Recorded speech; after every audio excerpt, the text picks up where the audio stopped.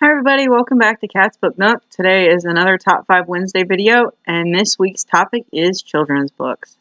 These are books that I either read as a child or as a young adult, or have recently picked up and read at some point in my adult life.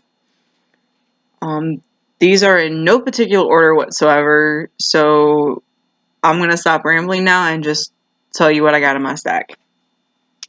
So top book is The Din of Shadows Quartet by Amelia Atwater Rhodes. This book includes In the Forest of the Night, Demon in My View, Shattered Mirror, and Midnight Predator. These were her first 4 books before she started doing the Shapeshifter series. The 5-book set that I actually think I mentioned in an earlier video that I might have put on my TBR list. Don't really remember. But I picked up In the Forest of the Night in 7th grade. And sorry for the lighting, guys. I'm still kind of working on it.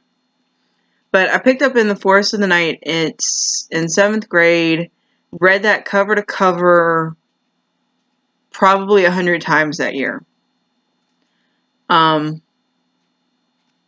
It was a book that I kept going back to. And it's actually the book that got me inspired to write. Because a 14-year-old... Amelia was 14 when she published that book. And I really like that book. Yeah. So, in the Den of Shadows series, she actually does have a few more books in this set that she wrote before she started writing her other 2 or 3 series that she's got going on right now. Really good author. There's really no message behind it. But yeah, I liked them as a kid. As an adult, it's very interesting to go back and read these books because they were all very short books and based around high school students. So it's kind of like nostalgia almost. And that's why I pick these up occasionally. So the next set, speaking of nostalgia, is also books that I read growing up. I didn't really see these as horror books so much as books that I could quickly go through because they did have that thriller aspect to it, but some of them actually had the fantasy aspect to it too. These were R.L. Stine's Fear Street Saga set. I actually own the first 3 in the Fear Street Saga series, and then I started to pick up the numbered ones for the Fear Street Saga. I have not picked up the non-numbered Fear Street books, and I have not picked up the other Fear Street set that he has. But I do need to pick those up at some point because I really would like to read the 12th and the 13th book again in that set, just because those were the books that I always borrowed from the library when I was growing up as a kid, were the R.L. Stine Fear Street books. And I remember reading 12 and 13 cover to cover, again, numerous times when I was in middle school. I want to say like 4th or 5th grade at that point. So these have really stuck with me. And I'd started collecting them, and I should probably go back to it just so that way I can get my freshman to read these at some point. He does like Goosebumps, and we do have a few of R.L. Stine's Goosebump books, which again, I loved. The Werewolf at the Lake, I think is the name of one of them. I really like that book. But yeah, one of my favorite children's author. And then up next is Robin McKinley's Beauty. I actually bought this as an adult and read it. It is a Beauty and the Beast retelling from Beauty's perspective. I started trying to read this again maybe a couple months ago.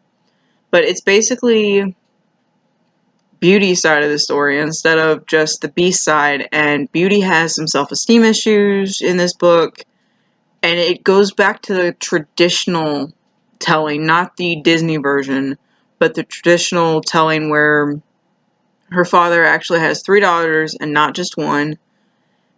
He gets a rose for Beauty because that's all she wanted from his travels after they lost everything that they had. All she wanted was a really nice flower. So he gets it, ends up meeting the Beast. The Beast has been there for a while, is enchanted. She grows up in the castle and becomes a young woman throughout the story. And I want to say he does ask her every day to marry him, but she steadily says no. And then something happens, and I don't remember the rest of the book, but I do remember the last couple scenes. I want to say the last chapter. Spoiler if you haven't read this yet. She looks in a mirror, and she doesn't understand why everyone's calling her beautiful, because here she was, this tomboy that grew up, and because the Beast didn't like mirrors at all to anywhere in his castle, she didn't know that her appearance had changed. And after he gets restored to manhood, there's a mirror in the hallway, and she sees her reflection and finally understands why everyone was complimenting her and saying that her looks had changed and that she's grown up. And really need to reread this at some point because I really do like Beauty and the Beast retellings. Beastly, I thought, was fantastically written and fantastically done as a movie.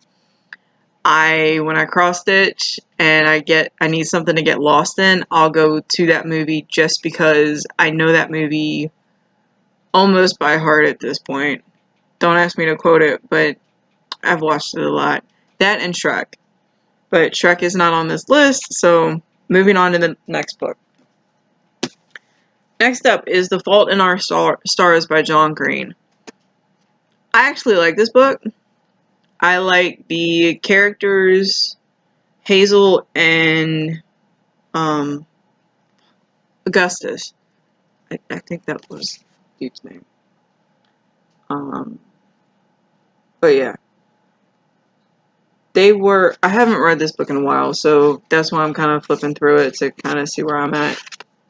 Oh, yay, postcards. I collect postcards, just a random throw thing out there. Postcrossings.com, not sponsored at all, so I use postcards as a bookmark, apparently, and I might have forgotten about this postcard and probably should have registered this 3 years ago.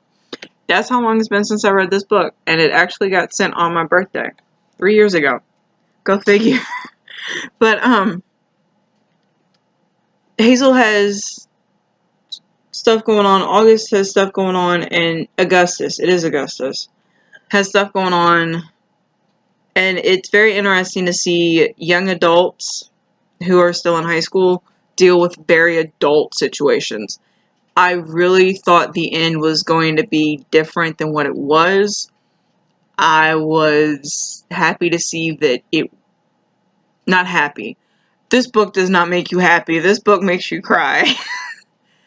If you are looking for feels, this is the book you need to pick up, because this book, I need to reread this book. I have read his Abundance of Catherine's book, mostly because that's my name and I thought it was an interesting title for a book. It did turn out to be an interesting read, but I like The Fault in Our Stars better. Last book is a book that I picked up freshman year in high school, and I didn't read the last 2 books in this trilogy until, let's see, 2006, 2007, so 1920. Yeah. The Darkangel trilogy is about a young woman who gets abducted by a vampire who is looking for his 14th bride. Because once he collects 14 souls, then he joins his mother, who's not actually his mother, in her underworld, and they do this great big plan, and it's discussed more in the second or third book. But basically, he finds his 14th bride, doesn't really like her, doesn't want to marry her, and actually tells her, hey, I abducted you, now you have to make clothes for my 13 other wives whose soul I've captured, and put in this necklace that eventually she finds ways around. She runs away, comes back. He actually finds her very beautiful and is willing to marry her at the end of the book, towards the end of the book. And it was an interesting read. I haven't read it. I bought it. I haven't read it yet. Again, probably should. Otherwise, it's going to be unhauled before we move. Just because we've got way too many books to move. But, I don't know. I put this on the list because it's a children's book that I picked up years ago, and all of these books I have read at some point in my life. And probably should reread again, which is why they're still on my shelf. But those are the 5 books that I picked for the top 5. I do have other books that could probably go on this top 5 list after I've read them at some point. Especially a lot of the books on the library to be read list, which is in the library haul video that I did a couple weeks ago. With that, would love to hear what your all's top 5 books were for this week, and I will see you guys tomorrow for my AuthorTube video, which I may be switching up to a BookTube video because I did get tagged in, oh my god, this song book tag from What Anna Reads. So with that, I hope you guys had a wonderful Wednesday. I will see you guys tomorrow.